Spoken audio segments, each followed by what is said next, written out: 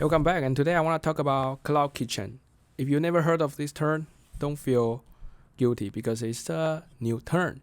And cloud kitchen is a restaurant. They only do delivery. Okay, so it's very different from the typical restaurants. They usually do uh, dining and delivery both. But because of certain reasons, like a lot of restaurants choose to do cloud kitchen,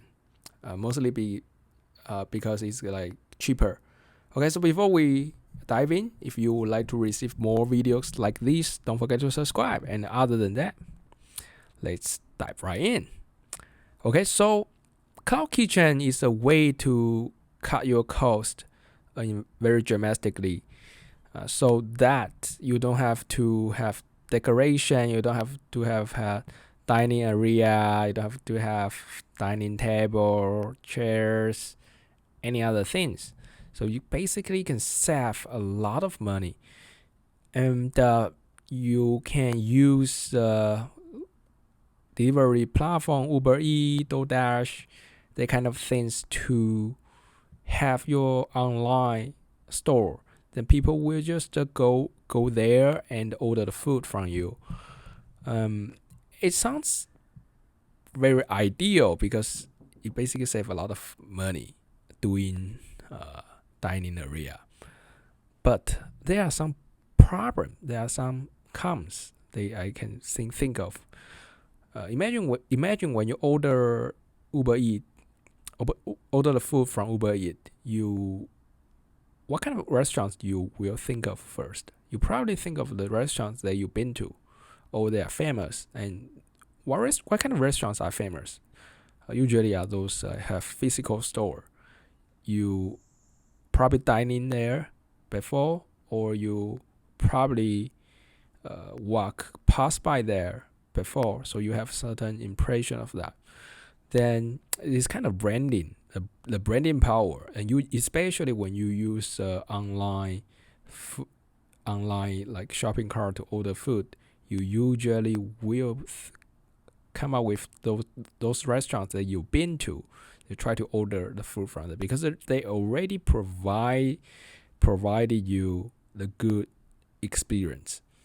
And for those cloud kitchen, if you never ordered them before, and let's say you're a casual Uber Eats user, you probably will not want to try that unless their prices are especially cheaper.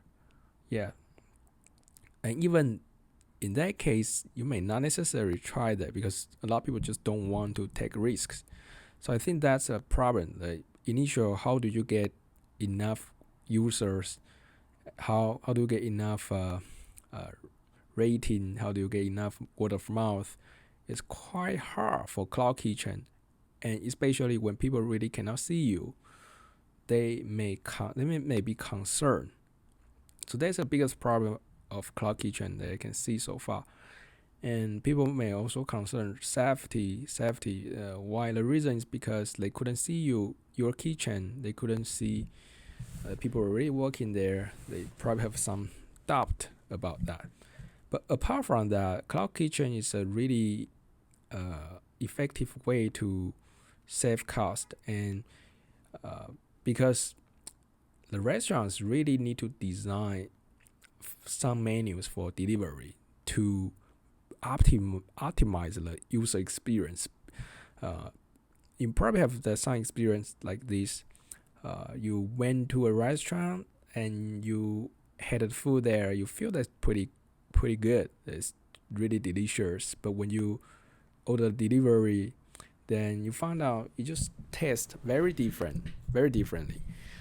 The reason is very simple because when you do a delivery, the situation is just very different. You need to package your food, and you may not really test the food in a very uh, timely manner, which means your food may be cold, it's not warm, and they will affect the food's taste a lot. So Cloud Kitchen can overcome this kind of problem because their menu is just designed for take out. So they have certain advantage, and they are really taking off. If you live in the States, they are really a lot more cloud kitchens this year than 2 years ago. Yeah, that's probably a new trend and still emerging. Yeah, probably worth paying attention to this trend. And that's all I want to share with you today. It's a little bit organized, but I just want to share it out. Okay, so anyway, if you would like to receive more videos like this, don't forget to subscribe. And other than that, I will see you next time.